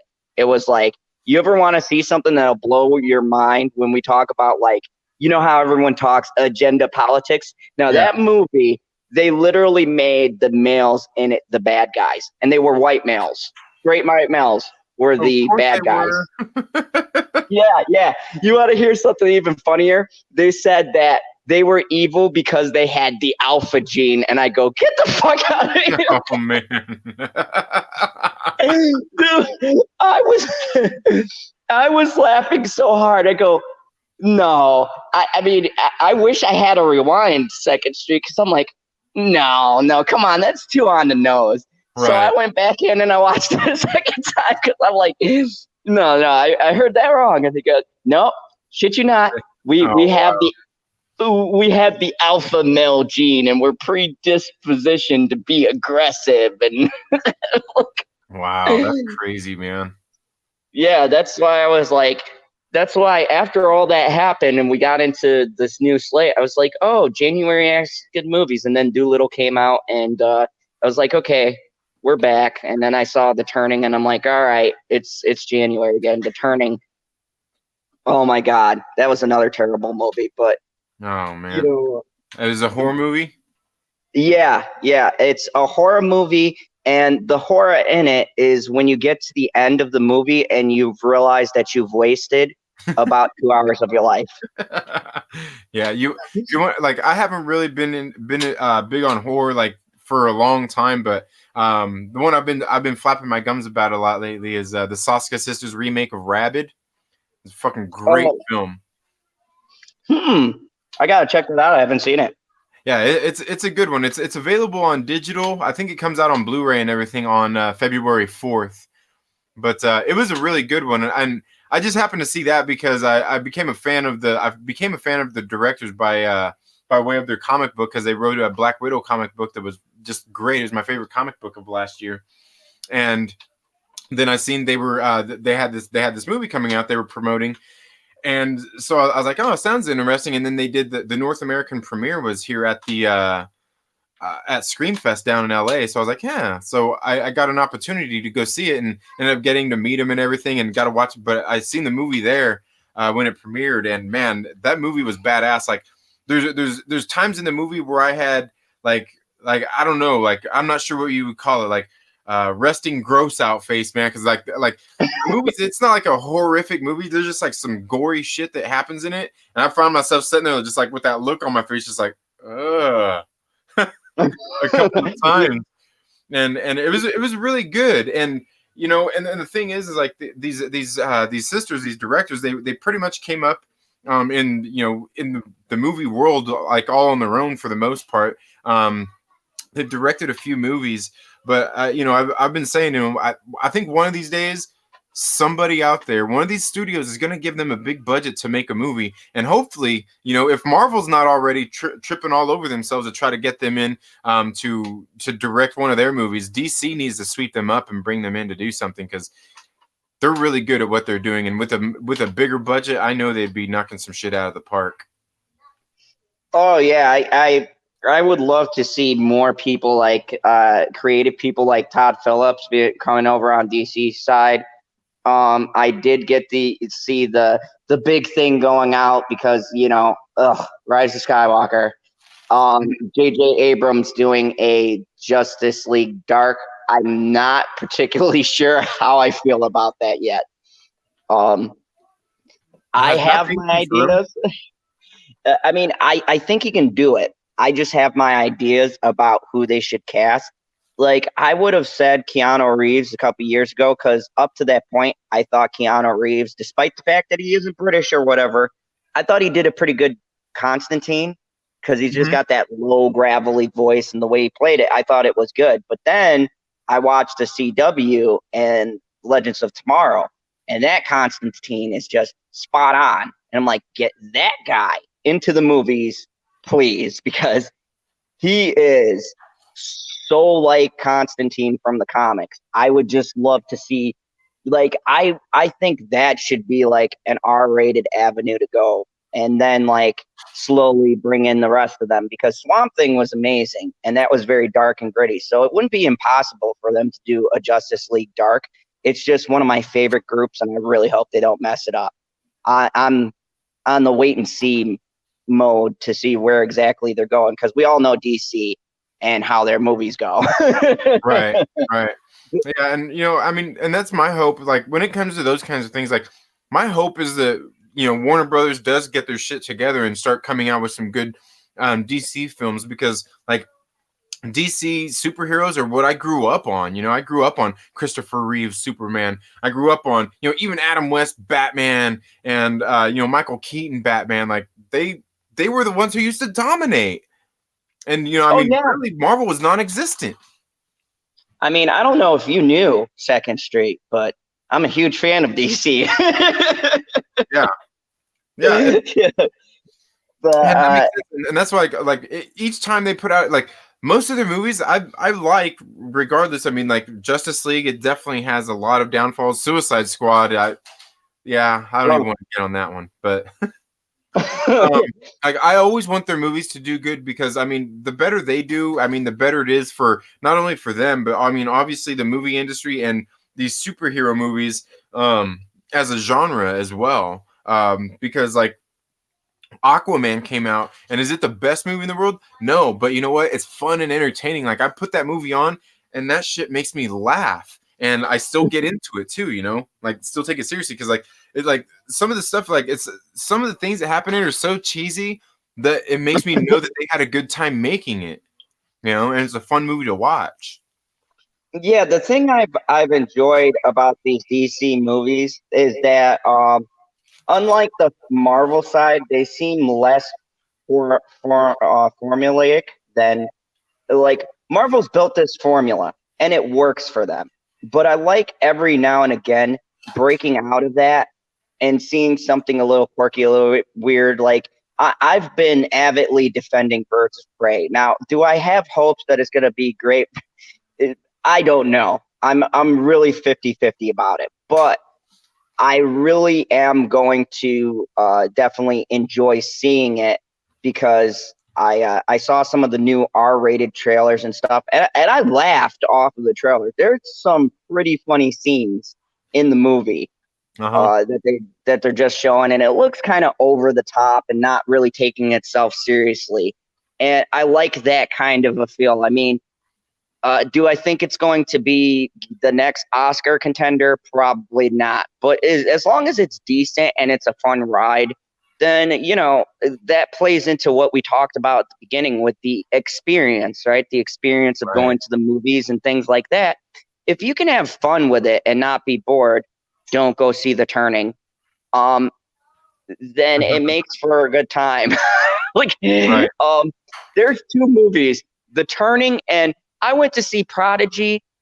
My friend, that movie was so boring and so terrible that I'm a big animal lover. I love dogs. And when the dog got killed in that movie, I actually like cheered because something had happened and we were an hour and a half in the movie. And part of me felt really bad, but I'm like, yes, something died. Yes, my goodness. Right. Because I'm like, my God, this is so boring. Because I mean, even a bad film could at least entertain you, or you're so mad you're at least engaging. The worst experience for me is when you're just in a boring movie that just goes on and on and on. Yeah, definitely. So I mean, it's it's uh it's going to be really interesting, and I'm looking forward to anything that takes Disney down a couple of pegs. Um, I got sick of them as soon as me and the girl watched High School Musical, the series. If that sounds like a giant oxymoron, it is. I just like I want to see these smaller companies just all come together and just beat the bejesus out of Disney and the mouse at this point. Just because I'm so tired of seeing reboots, retrends, rehashes, that it's good to force these other people to have to come up with original ideas. Yeah. So I think that's something that's important with like the upcoming Bloodshot movie, where you got, you know, that one's being done by Sony though, I believe, correct? Um, yes, and now, I'm glad you brought it up because I was going to bring that up. yeah, I think it's important for a movie like that to do good because it's based on, you know, a smaller publisher, a more independent comic. But not only that, I mean, I think it shows that, you know, a lot of these smaller projects like that are viable products. And also the fact, you know, like everybody talks about how Disney has, you know, this monopoly on everything. Well, they don't really, because they want to do family friendly stuff. They're not going to push hard R or anything like that. So that's where, you know, just same as like even with the comic book industry, is you have smaller stables out there, smaller studios who are willing to take those risks and make something that's going to push the envelope a lot more than a Disney is. So it's really about getting some of those great stories like that into the hands of a studio that's willing to back that and continue to do that. And I think that's one thing. Like, a lot of people were mad when all of a sudden Spider-Man's not going to be in the MCU anymore. I'm sitting there like, that's a good thing, because That's what I said. Thank you. Risks with him. That I said, thank you. I said the same exact thing. Everyone was like, oh my God. And these are the same people who were saying, oh, Marvel's going this way and that way. And then they're like, oh, they're losing Spider-Man. And I go, why are you getting mad at Sony? Because Disney wanted more money and Sony said no. Yeah. And that is greedy. Yeah, because to me, like, Sony's willing to take more risks for one, but they're willing to, but they're not all the time. Because I think like the movie Venom, that was its biggest downfall, is they wouldn't just shit or get off the toilet about wanting to make it an R-rated movie. Like, there was times where you could tell they wanted to kind of push it to try to maybe make it be rated R, but then they would reel it back in and not make it. And I feel like that movie would have benefited a lot more if they would have had that decision made in the first place and then just went for the R rating and done it. Because, I mean, we see there's cursing in the movie. All that same stuff. I mean, there's crude humor. There's just everything in there. All they had to do was push the envelope that little bit farther and go ahead and make it rated R. And I think that could have been a bigger, more successful movie than it already was and is in the first place. Just taking that little bit more risk. Yeah, and that's the thing that companies, and I'm glad that Joker happened, because maybe that's going to spur more companies to take those risks. Like, maybe we'll get a Maximum Carnage arc and it won't be watered down, because that's my biggest fear. Like, I enjoyed Venom 1, but like you said, there was a lot of missed opportunities. I got to say, I'm really excited about Morbius. Like, Jared Leto is one of my favorite actors. He's a hit or miss, but I think he may have finally found the character he fits, because just off of that trailer, I am super excited about that movie. Like, that to me seemed to capture Morbius's character very well, and that's just off the trailer. And now, going back to Venom, you remember how messy those trailers were. And then I saw this, and I'm like, oh, okay. Well, they're at least getting a little bit cleaner with what they're presenting now. Yeah, and I'm not a big Leto fan or anything, but I don't dislike the guy, but I seen the trailer and I was like, wow, this movie actually looks like it's going to be pretty good. And only a couple of things that I really felt about the trailer, though, is it kind of felt like they were ripping off Spider-Man, because it seemed like that music that they used was music I've seen in a Spider-Man trailer. And the trailer was done in that trailer felt like a MCU trailer at the same time. Yeah, that part was a little weird. The other thing that kind of threw me for a loop that made me excited and kind of go, huh, was the whole thing with Michael Keaton at the end. Because I'm like, okay, is this connected to Marvel Spider-Man or what's going on here? I'm pretty sure. I'm pretty sure they're doing what they can to kind of play up their things that they want to do afterward. Because I know that really got a lot of people too, and I'm like, oh, well, I'm sure he's obviously playing the same character and everything, and he can, because I mean the Spider-Man films are Sony films. They just cross over into the MCU, and you can see just by watching them, they don't cross that much over from the MCU into those films. Its reach in the MCU, or the MCU's reach in it, is very, very limited. I mean, to the point where it's really almost only Tony Stark and Happy.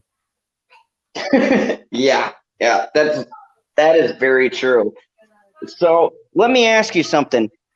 What would you think if they do come out with these next set of films and they're looking pretty tight? What would you think about them doing like a Sinister Six? Because I'd be all for that, man. Oh yeah, totally. I mean, for one, I mean, they better bring us Norman Osborn and Craven the Hunter.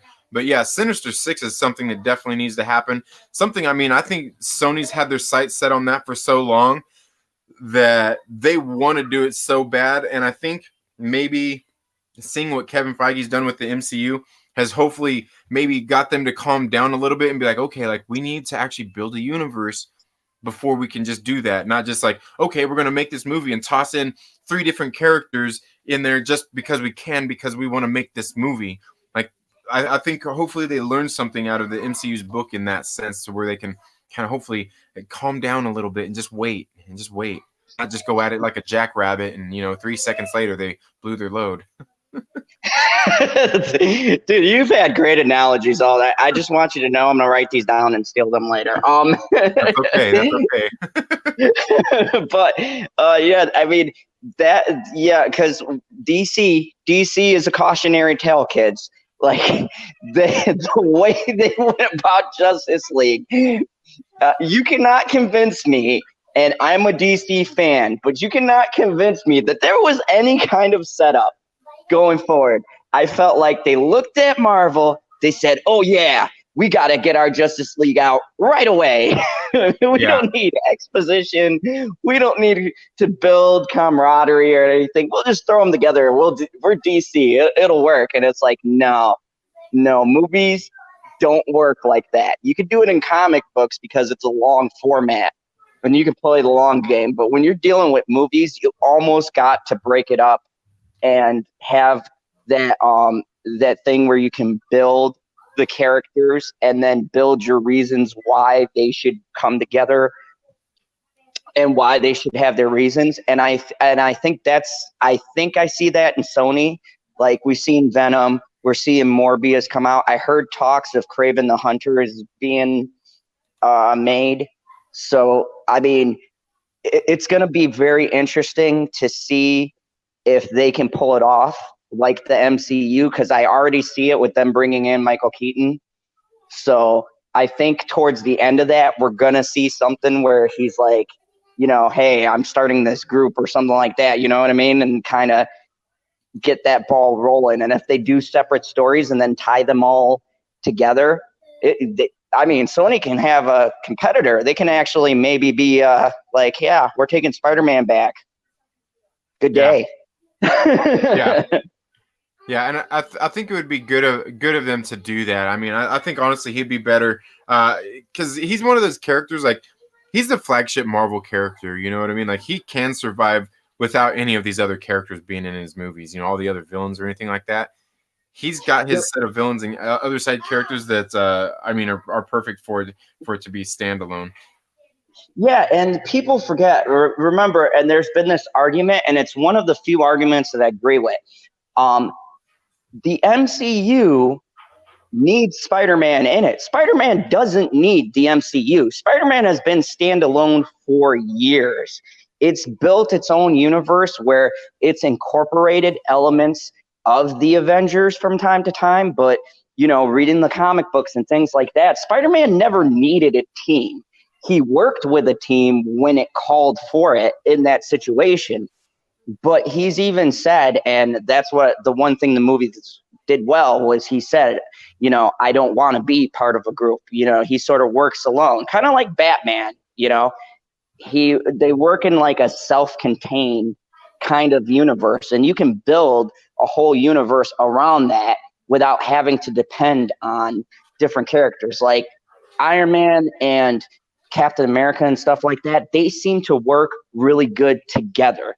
Their self-contained stories are good, but I think there's something about when they come together that elevates that storyline, where you can have Spider-Man have a villain elevate his movie.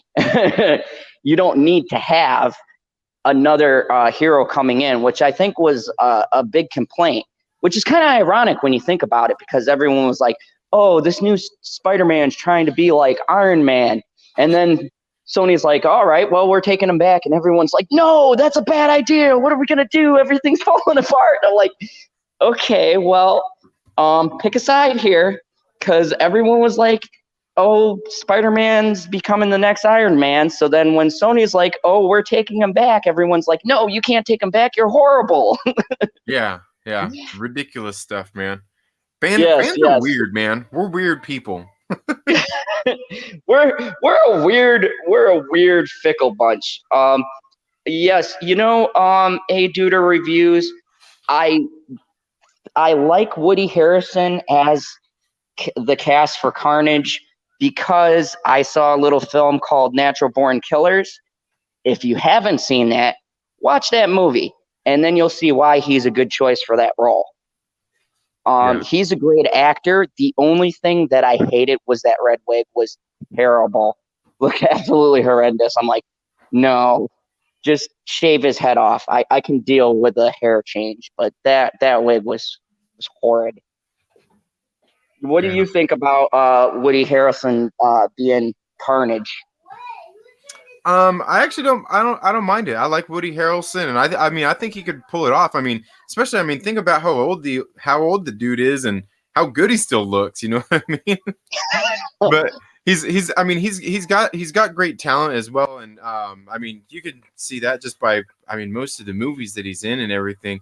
I think he's a good choice, though. We know by that choice, he's probably not going to be in a whole lot of movies, so it's not like, I don't think they really thought about longevity of films when they made that casting choice.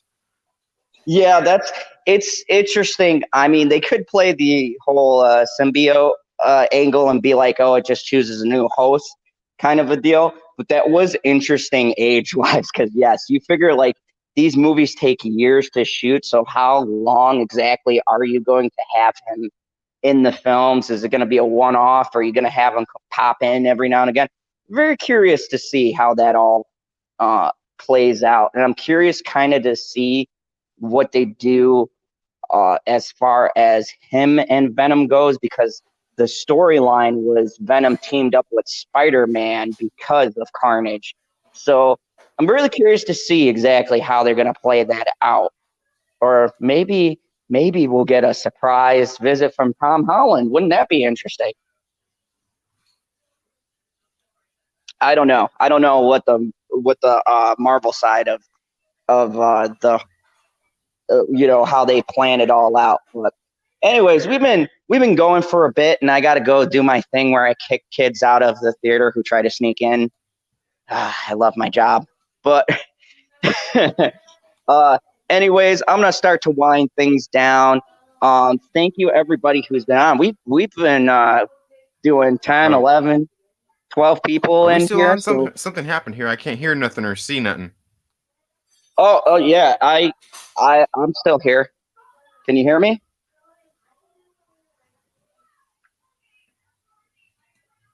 Hello? Is that me or is that you? All Hmm. right. Can everyone hear me or Second Street? Go ahead and take me up in the chat. Oh my goodness, technical difficulties. Let me try this. Can you hear me?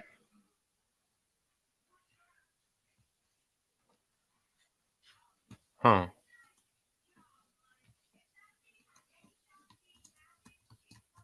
I can hear you.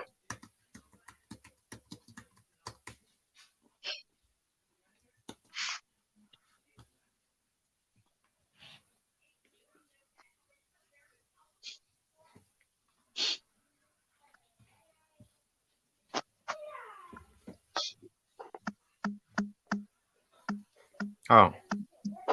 Okay. You guys are saying you can both hear us. I just can't hear Zod. That's what's going on here then. Let me I was gonna say let me get off here and try let me get back on. Let me sort of restart this session really quick. I'll be back in Okay, just a okay. minute.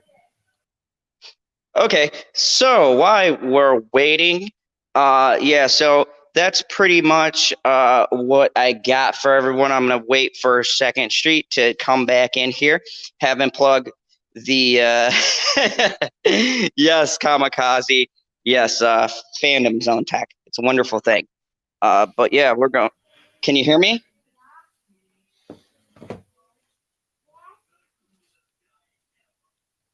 Can you hear me? Mhm. All right. But yeah, we're gonna start kind of winding things down really quick while I wait for Second Street to pop back in here. Let me see what we got in the chat here. Yes, PB, I know. Internet, Phantom Tech. I don't know. It's always weird, but thank you everybody who's popped by. I'm at 372, so I appreciate all of you people. I've seen new people in the chat, so thank you for stopping by. This has been a really great discussion. I'm glad you guys came and listened to us talk for a bit. I always appreciate it. I'm going to have a lot more reviews coming out. We're going to do some I'm going to do some reviews on a lot of different shows. I think I'm going to follow Picard through its whole run just because I want to make counterpoint reviews and actually try to objectively review the show. I thoroughly enjoyed it, so at least the first episode. It had its issues, but go check out my review on that because I definitely want to see where the story goes. And I'm going to have some other movies. I'm going to tell you about that god awful Turning movie. And can you hear me? Oh, I think so. Can you hear me? Yes. Good. I was keeping the masses entertained. So go ahead, Mr. Second Street. Tell us about anything new you got coming out or any videos you got dropping. Can you give us a teaser of who you're clapping back at? Because I'm gonna make some nice clickbait for you. Oh, I'm sorry. What I was like, it's been breaking up a little bit. What was that? So can you tell us your new videos you got coming out and who you're gonna clap back at, who you're responding to, the video you're gonna be giving a hot take on? Oh yes. Well, it's actually not really anybody in particular, but I noticed the other day that there's been a lot of this Captain Marvel 2 clickbait going around. And it's kind of firing back at that after something I just read in another recent comic book that I felt needed to be told, because I feel like the people who are talking about this are going to mention one comic book but not another. Ooh, sounds spicy. That's gonna be an interesting one. Yeah, and I think it's going to be fun, because I think that, the person who in question, who one of the people in particular, um, don't read comic books. Like, I've seen no indication that they read comic books or anything like that. Yet they're going out there and making all these these videos talking about comic books. Especially, what's funny is it's comic books they don't even read, let alone a character they don't even care about. Ooh, this is it. So, guys, check that out. Sounds like Yeah, your yeah, because first there was controversial video. Yeah, there was one I did a while back. I talked about a while back on the Trailer Park Live, where I seen somebody went and they did, and like I said, people are free to make whatever content they want, but like, stick to your lane and at least know what you're talking about. Because I seen a video where somebody was reading some article put out by whoever it was, talking about this particular comic book, and I'm sitting there like, for one, you don't talk about comic books, you don't know about the comic book. Like, I could accept it if you knew, but you're reading this article that somebody wrote about this comic book. The person even writing the article, judging by what I heard the person reading, had no clue what they were talking about. And I'm like, this is literally just clickbait garbage, meant to get you pissed off, meant to push their narrative or whatever, make you feel how they wanted you to feel, because everything that was in the article, like, a lot of it was complete BS. And then obviously the person who made the video, it was all like for hate clicks and just to get reactions and all that stuff. And I'm sitting there just like smacking myself in the head, like, you have no clue what you're talking about, because all the setup to this was done. They put in the footwork. They did everything they needed to do. And it's funny now, because this exact comic book is like a book I actually look forward to reading every month. It's actually a really great book. So that'll be interesting to get a perspective from someone actually reading the book who could tell us, like, yeah, no, this is what it's actually about. So yeah, it's good, and that's why was enjoying having you on, because it's good to have someone in the realm of comic books who could talk about that stuff. And let the fine people know, where can they find you? What's your Twitter, your YouTube? The normal stuff. Yeah, well, my name is Trinity, and my channel is the Second Street Marvel. You can find me on Facebook, Instagram, and even Twitter at Second Street Marvel.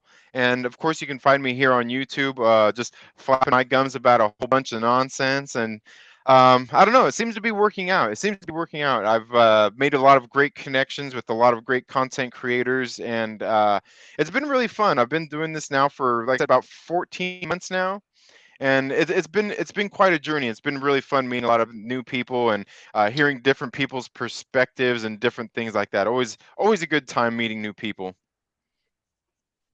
Yeah, when I seen your channel, I was like, wow, you got a lot of momentum going, and based on this great chat, I can see why. So anyone here who's on my channel who doesn't know about Second Street Marvel, or you're new, go over and check out his channel, and definitely check out the content over there, because he's got some great stuff. He approaches everything from a different angle, and I really appreciated the conversation today. And of course, you guys have been here with the most earth-breaking, ground-taking, but never media show money taking, the man, the myth, the legend, the most electrifying villain in YouTube entertainment today, Mr. General Zod. And I got a few things coming out tomorrow. Check out me, Perp, and Danny, aka Comics Chat, as we talk about another thrilling episode of Power. And it should be an interesting conversation, because I got a lot to say about this episode. A lot of thoughts. So it's going to be good to have that chat and see where we all land. And of course, on Monday we'll be returning with Fandom Talks. So you get to see me, Mr. Pop Culture PB. Hopefully Stevie frees himself from the dingoes. Maybe Perp. Well, I don't know. We'll see who's on for some wacky shenanigans and just bullshit talk. Anyways, thank you, everybody. And, everyone remember the only rule here I have in the Fandom Zone: kneel before General Zod.